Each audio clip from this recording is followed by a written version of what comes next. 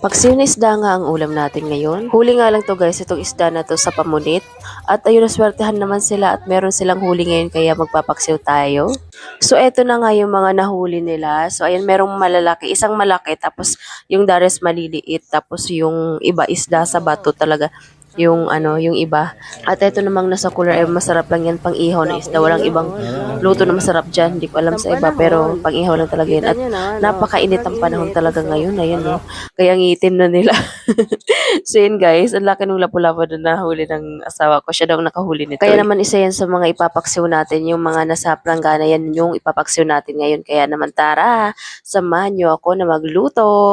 At pagkatapos mga malinisan ng mga isda, yan na ilagay na natin sa ating kawali. Ayan. Dahil namigay ang dagat, libre na naman ang ating ulam ngayon. Yung mga ganitong klase nga ng isda, dito lang yan malapit. Hindi ganun yan kalayuan. So mga 2 to 3 hours sila na naglaot. Tapos ayan, buti na lang ngayon meron silang huli kasi hindi naman all the time na meron talaga silang huli. Minsan naman yung huli nila is yung sobrang kakapal ng kaliskis. As in, yun lang talaga lahat.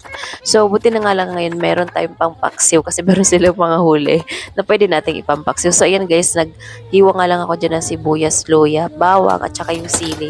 So ilalagay na natin to dito sa ating isda. Ayan. Tapos may chika ako sa inyo. Dito nga pala guys, kapag ka nagpapaksiw ng ganitong isda, is meron siyang toyo. Ayan, naglalagay sila dito ng toyo. Diba sa Manila yung kapag ka nagpapaksiw tayo, walang toyo. Yung suka lang talaga yung nilalagay natin. Pero dito meron siyang toyo. Naku, alam niyo ba, ang sarap talaga ng isda na to. Tingnan niyo naman, itsura pa lang ulam na. At kapag mga ganito nga ng mga ulam, papa-only rice ka na naman talaga. Bukas na naman ulit ang diet. At tilagyan ko na nga ng suka. Ang ginamit ko nga palang suka dito is yung suka ng nyog. Ayan guys, yan yung masarap din sa ating paksiw, yung suka. Ang the best talaga. Tapos ayun, naglagay na rin tayo ng tubig para maisalang na natin to, no? O siya, paano isasalang na natin to? So ayun nga si chef, nagpakita siya, no? So hanggang dito na muna ang ating luto serye. Sa susunod ulit ha. Follow for more. Thanks for watching!